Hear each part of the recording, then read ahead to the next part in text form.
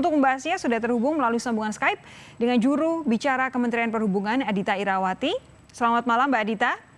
Selamat malam Mbak Sofi. Lalu ada pengamat kebijakan publik Agus Pambagio. Selamat malam Pak Agus. Malam Sofi, malam Dita.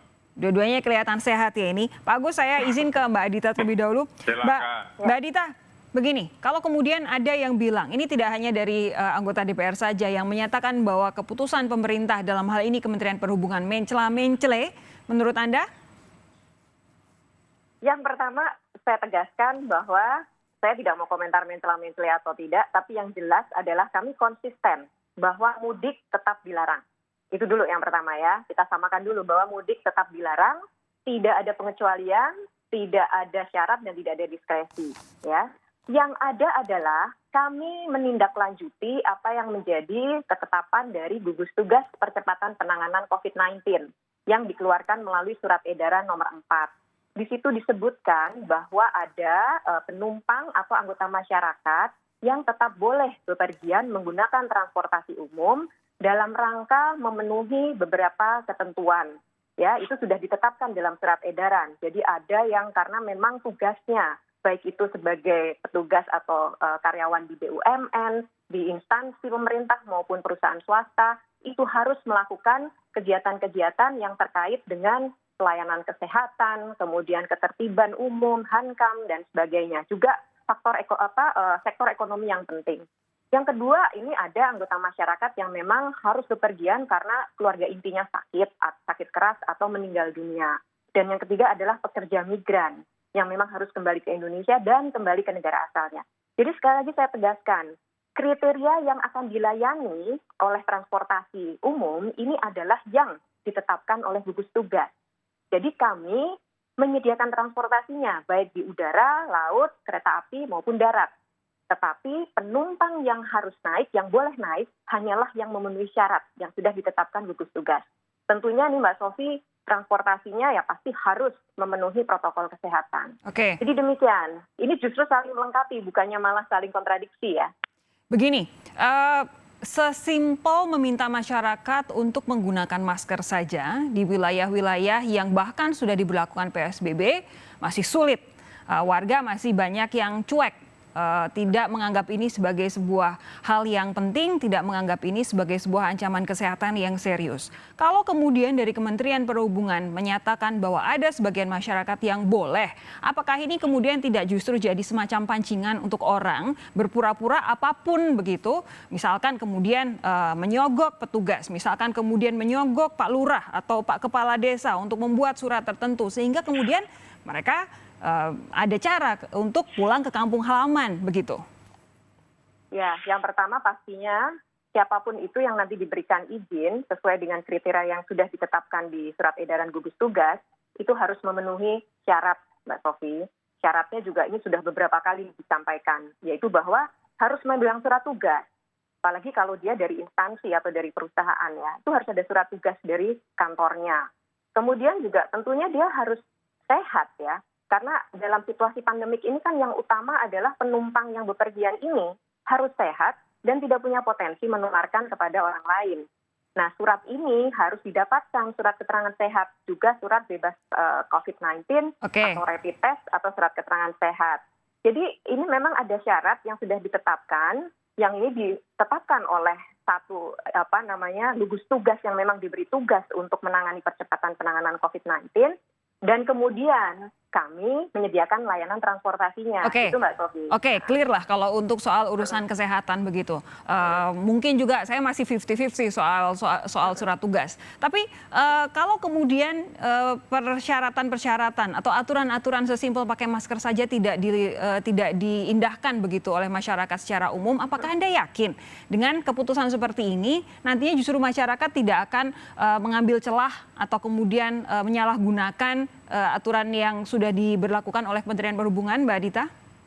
Oke, sekarang kita mulai dari bahwa penumpangnya ini memenuhi syarat dulu ya, Mbak Sofi ya. Yang penting syaratnya terpenuhi dulu nih. Nah, ketika kemudian syarat dia penuhi, satu, kita pasti lakukan kontrol dari hulu dulu ya, dari yang paling awal dulu. Yaitu bahwa ketika dia harus membeli tiket, itu membeli tiketnya juga nggak bisa sembarangan. Karena hanya bisa dari kantor operator transportasi, bukan pihak ketiga atau travel agent. Oke. Karena ini upaya untuk bisa mengontrol ya bahwa syaratnya sudah terpenuhi.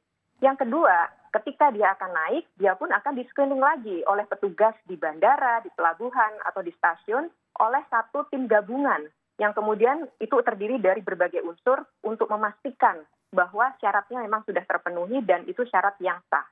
Setelah di dalam, Mbak, bahkan ini sebelum di dalam ya, ketika di stasiun, itu protokol kesehatan itu sudah diatur secara ketat di Peraturan Menteri Perhubungan nomor 18 tentang PSBB, salah satunya tentang PSBB, bahwa semua penumpang itu harus memenuhi protokol, termasuk menggunakan masker, termasuk dia juga nanti diukur lagi suhunya.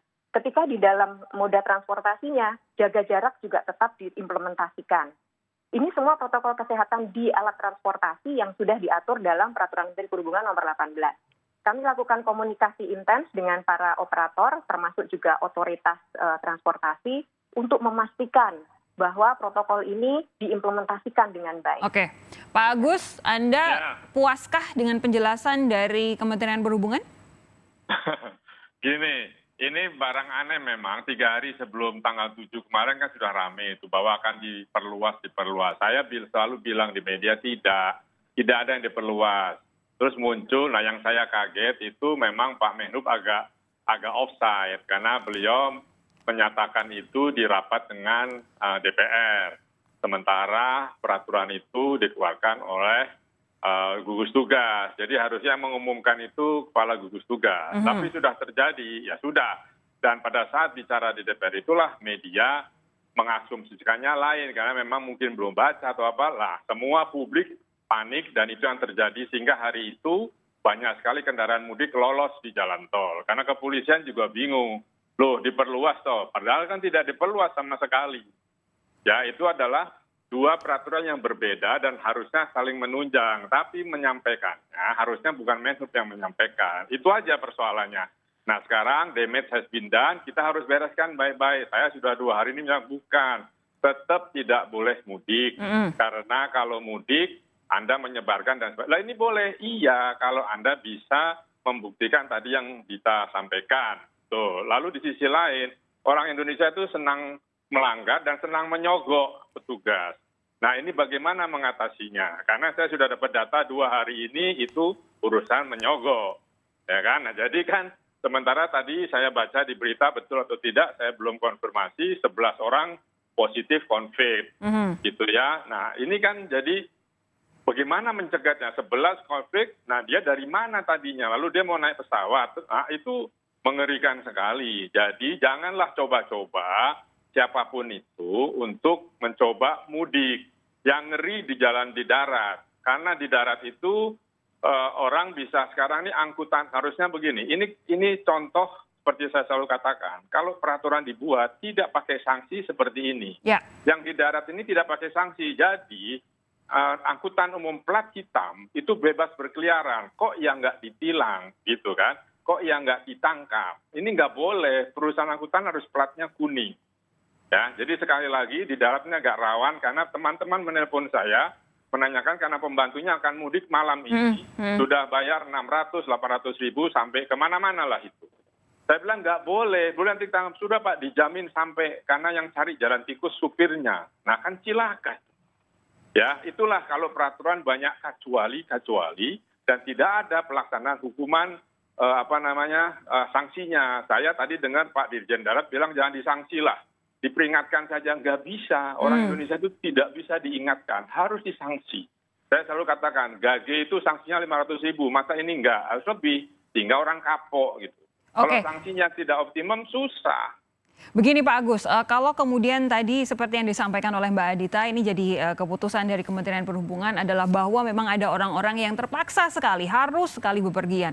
Apakah ini kemudian juga, kalau Anda tadi bilang kalau peraturan ada kecuali-kecualinya itu kita akan pusing sendiri. Nah, apakah ini memang harus dikecualikan atau sebenarnya bisa untuk kemudian tidak usah aja sekalian sehingga memang benar-benar semua orang tidak bepergian begitu Pak Agus? Begini, ya kita ini krisisnya penyakit yang sangat berbahaya. Meskipun cuma 2% kematian kata ahli. Tetapi ini berbahaya. Saya beberapa kali kemarin sebelum SE4 keluar ini, saya beberapa teman yang orang tuanya meninggal dan sakit, saya bilang mohon dengan sangat ini karena berbahaya. Kalau boleh nggak di video call saja, lalu kita doakan dengan khusyuk orang tua saudara yang meninggal. Habis mau bagaimana suasana kan seperti ini. Jadi sudah tidak usah pergi. Nah kalau itu pergi, sekali lagi rekomendasi dari RT RW itu bisa dibeli. Tidak usah perlu bukti, sudah memang bisa dibeli. Nah nanti apa namanya kan itu slash-slashnya banyak itu. Bisa pakai surat dokter, /puskesmas, /apa rumah sakit rujukan. Nah kalau itu tidak ketat, dan kemarin juga salah satu pembantu kawan saya hanya pakai surat keterangan dokter dari puskesmas, dia bisa nyebrang sampai Merak. Oke. Nah artinya kan memang hal-hal semacam ini bolong gitu ya. Nah, jadi kalau saya, sudahlah kita kan konsentrasi menghilangkan penyakit, sudah jangan pulang dulu. Ya namanya ini semua kan yang juga meninggal karena COVID kan juga dimakamkan tanpa keluarga gitu. Nanti selepas jeda saya akan tanyakan kembali ke Mbak Adita sebenarnya kalau kemudian aturannya seperti ini dibuat pengecualian, apakah memang benar-benar bisa mendorong atau membantu pemerintah, membantu Presiden Joko Widodo yang katanya ingin supaya semuanya situasinya segera normal kembali. Sesaat lagi jangan kemana-mana, tetap bersama kami di Sapa Indonesia Malam.